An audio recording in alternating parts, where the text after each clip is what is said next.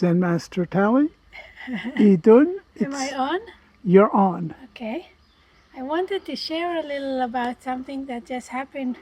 We were walking up the mountain and it was pretty steep, and there's a lot of stairs that are being paved into the path, which is a beautifully maintained forest path. And as I was walking and finding it difficult, I had to stop about every 30 steps or something like that. I was asking the universe for inspiration for another way of walking that is lighter and not so hard. And as I was, at the same time, I've been listening to Zen Master Rama.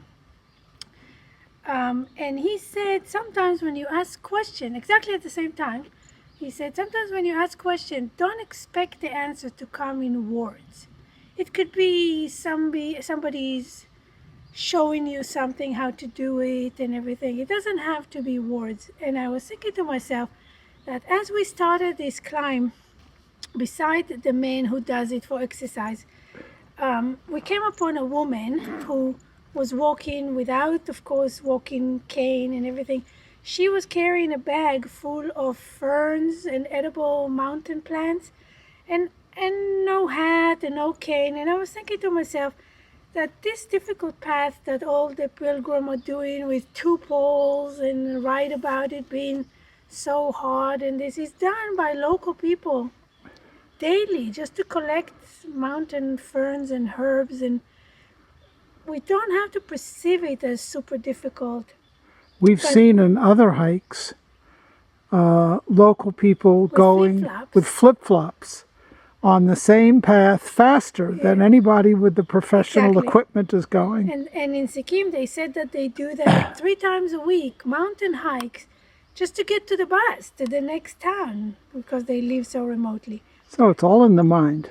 But more than that, I wanted to share that, my belief is that all of nature loves you and supports you, all of the universe. People are showing up to help, animals are showing up to empower you and everything.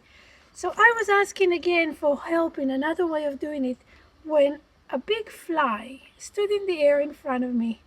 And I remember the words, don't expect the answer to come only in words. Sometimes it will come by demonstration. And I stood there and the fly was in the air in front of me. And I noticed that he was flapping his arms fast,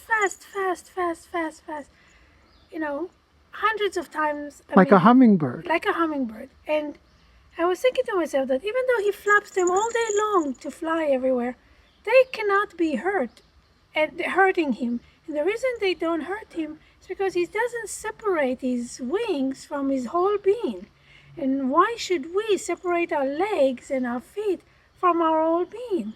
The light should, and at the same time, as I was thinking those things, Rama was saying, you have to realize that it's like dikes or barriers to protect the city from flooding, the river, the ocean from flooding the city or the river. And what you want to be is to remove the dikes, remove the barriers, so the light can just flood your whole being, give you a new way of thinking, new consciousness. Because in reality, as long as I keep on separating my legs from my whole being, the light doesn't flow and the energy doesn't flow harmoniously from the earth to the sky through me. I am blocking it by hurting legs.